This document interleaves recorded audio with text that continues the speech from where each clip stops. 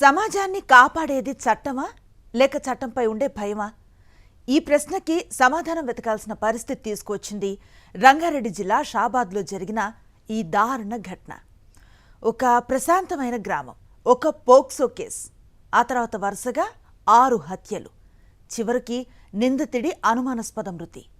ఈ మొత్తం ఘటనను చూస్తే ఇది కేవలం ఒక క్రిమినల్ కేసు మాత్రమే కాదు, చట్ట అమలు, బాధితుల రక్షణ, పోలీసింగ్, కుటుంబ వ్యవస్థ, ఇలా ఎన్నో అంశాలపై ప్రశ్నలు లేవనెత్తిన సంఘటన. అసలు ఆ ఒక్క రాత్రిలో ఏం జరిగింది?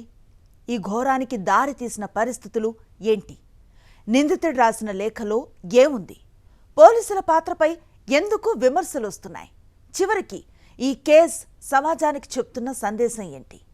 ఈ మొత్తం కథని మొదటి నుంచి చివరి వరకు ఒక్కసారి విశ్లేషించే ప్రయత్నం చేద్దాం. పోలీసుల వివరాల ప్రకారం రాజ్ కుమార్ అనే వ్యక్తి వరుసగా 6 హత్యలకు పాల్పడ్డాడు అనే ఆరోపణలు ఎదుర్కొంటున్నాడు.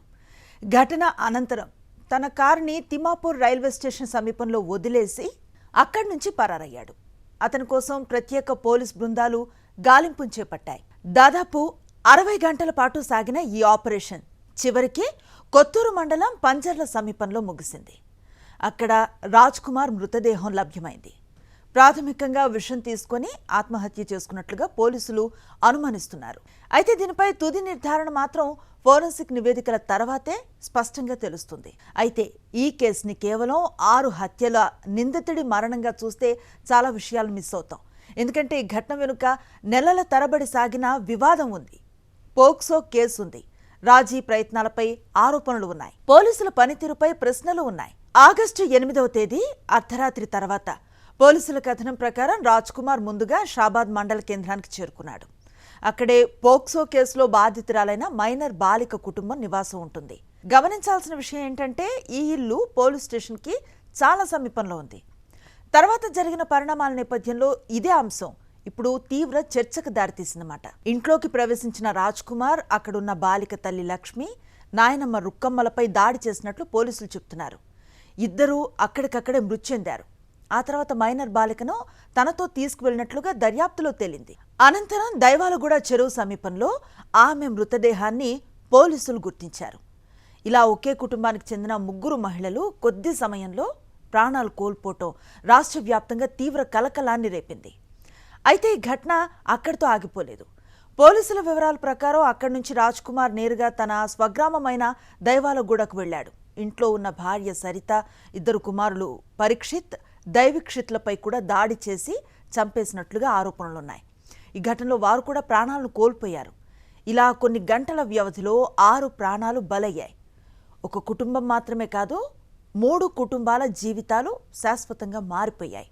ఇక్కడ ఒక ప్రశ్న సహజంగా వస్తుంది. ఈ దారుణానికి కారణం ఒక్క రాత్రిలో తీసుకున్న నిర్ణయమా, లేక చాలా రోజులుగా పెరుగుతూ వచ్చిన వివాదానికి ఇదే విషాద ముగింపా అని? ఈ ప్రశ్నకి సమాధానం తెలుసుకోవాలంటే ఈ కేసు నేపథ్యాన్ని చూడాలి. అక్కడే పోక్సో కేసు, బాధిత కుటుంబం చేసిన ఫిర్యాదు, నిందితుడి వాదనలు, పోలీసుల పాత్ర అన్నీ ఒకదాంతో ఒకటి ముడిపడి కనిపిస్తాయి. పోలీసుల సమాచారం ప్రకారం సుమారు 1.5 ఏళ్ల క్రితం రాజ్ కుమార్కి మైనర్ బాలికతో పరిచయం ఏర్పడింది. ఆ పరిచయం తర్వాత పరిస్థితులు మారాయి. బాధితురాలు కుటుంబం ఫిర్యాదు మేరకు రాజ్ కుమార్పై పోక్సో చట్టం కింద కేసు నమోదైంది. ఈ కేసు నమోదు కావడంతో వివాదం మరింత ముదిరినట్లుగా దర్యాప్తులో తెలిసింది. ఘటన తర్వాత మరో కీలక పరిణామం కూడా చోటు చేసుకుంది. రాజ్ కుమార్ రాసినట్లుగా చెప్తున్న ₹100 బాండ్ పేపర్, అలాగే సెల్ఫీ వీడియో బయటకొచ్చాయి. అందులో తనపై బ్లాక్మెయిల్ జరిగిందని, కేసుని రాజీ చేసేందుకు పెద్ద మొత్తంలో డబ్బు డిమాండ్ చేశారని, తీవ్ర మానసిక ఒత్తిడికి గురయ్యానని అతడు పేర్కొన్నట్లుగా తెలుస్తోంది. అయితే ఇక్కడ ఒక విషయం స్పష్టంగా గుర్తుంచుకోవాలి. ఇవన్నీ నిందితుడు చేసిన వాదనలు మాత్రమే. ఇవి నిజమా కాదా అన్నది దర్యాప్తు సంస్థలే నిర్ధారించాలి. ఇప్పటి వరకు ఈ ఆరోపణలు అధికారికంగా ఎవ్వరూ ధృవీకరించలేదు. అయితే ఈ కేసులో అందరి దృష్టిని ఆకర్షిస్తున్న అంశం ఒకటే. పోక్సో కేసు నమోదైన తర్వాత ఏం జరిగింది? కేసు దర్యాప్తు ఏ దశలో ఉంది? బాధిత కుటుంబానికి తగిన రక్షణ కల్పించబడిందా? నిందితుడిపై నిఘా కొనసాగిందా? ఇవే ఇప్పుడు ప్రధాన ప్రశ్నలుగా మారాయి. ఈ కేసులో కొందరు పోలీసుల పాత్రపైన కూడా ఆరోపణలు వినిపిస్తున్నాయి. కేసు దర్యాప్తు కంటే రాజీ ప్రయత్నాలకే ప్రాధాన్యత ఇచ్చారు అనే విమర్శలు వచ్చాయి. అయితే ఈ ఆరోపణలపై కూడా అధికారిక విచారణ కొనసాగుతోంది. వాస్తవాలు ఏంటి అన్నది దర్యాప్తు పూర్తయిన తర్వాతే స్పష్టమవుతుంది. కానీ ఒక్క విషయం మాత్రం నిజం, ఇలాంటి ఆరోపణలు రావటమే పోలీసు వ్యవస్థపై ప్రజల్లో అనుమానాల్ని పెంచుతోంది. ఇక్కడ మరో ముఖ్యమైన అంశం ఉంది. పోక్సో వంటి తీవ్రమైన కేసుల్లో నిందితుడి కదలికలపై పర్యవేక్షణ చాలా కీలకం. బాధిత కుటుంబానికి భద్రత కల్పించడం ఎంతో అవసరం. ఈ చర్చ ఇప్పుడు మళ్లీ మొదలైంది. ఎందుకంటే ఈ ఘటన జరిగిన తర్వాత అందరూ అదే ప్రశ్నను అడుగుతున్నారు. ఈ దారుణాన్ని ముందే అడ్డుకునే అవకాశం ఉందా? ఇదిలా ఉంటే మరోవైపు రాజ్ కుమార్ కోసం పోలీసులు విస్తృత గాలింపు చేపట్టారు. అతని కారు తిమ్మాపూర్ రైల్వే స్టేషన్ సమీపంలో కనిపించడంతో దర్యాప్తు మరింత ఉత్కంఠగా మారింది. అక్కడి నుంచి రైల్లో వెళ్లాడా, ఎవరిదైనా సాయం తీసుకున్నాడా, లేక సమీప ప్రాంతాల్లోనే దాక్కున్నాడా అనే కోణాల్లో ప్రత్యేక బృందాలు విచారణ చేపట్టాయి. సీసీటీవీ ఫుటేజీలు పరిశీలించాయి. పలు ప్రాంతాల్లో తనిఖీలు నిర్వహించారు.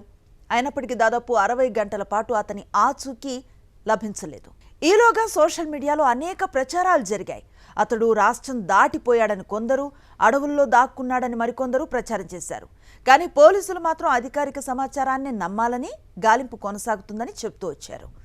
చివరికి ఆ సస్పెన్స్ కు తెరపడింది. కొత్తూరు మండలం పంజర్ల గ్రామ సమీపంలో ఒక వెంచర్ ప్రాంతంలో రాజ్ కుమార్ మృతదేహాన్ని పోలీసులు గుర్తించారు. ప్రాథమిక సమాచారం ప్రకారం విషం తీసుకుని ఆత్మహత్య చేసుకున్నట్లుగా అనుమానిస్తున్నారు.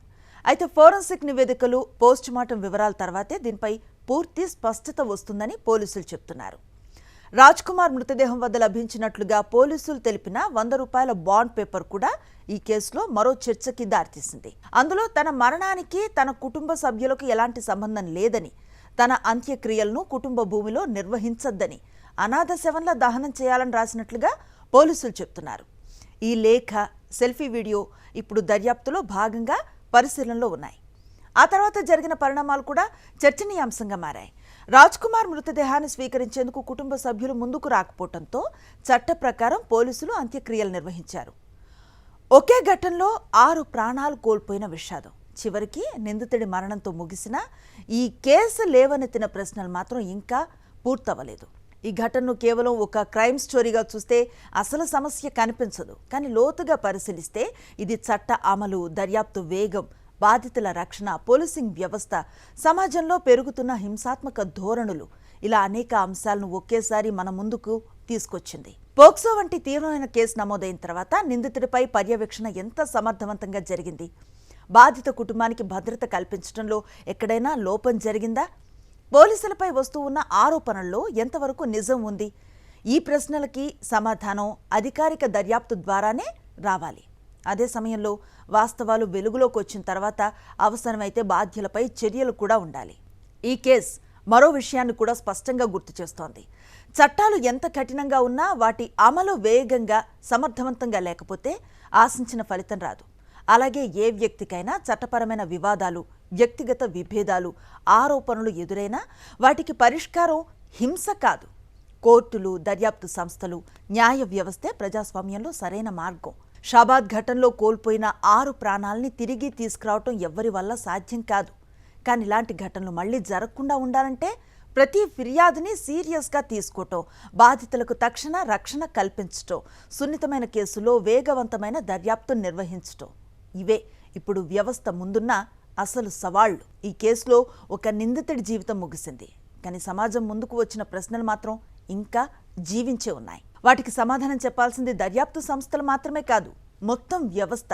ఎందుకంటే న్యాయం అంటే కేవలం నేరం జరిగిన తర్వాత దర్యాప్తు చేయటం కాదు, అలాంటి నేరం జరగకుండా ముందే అడ్డుకోవటం కూడా. షాబాద్ ఘటన అదే విషయాన్ని మరోసారి గుర్తు చేసింది.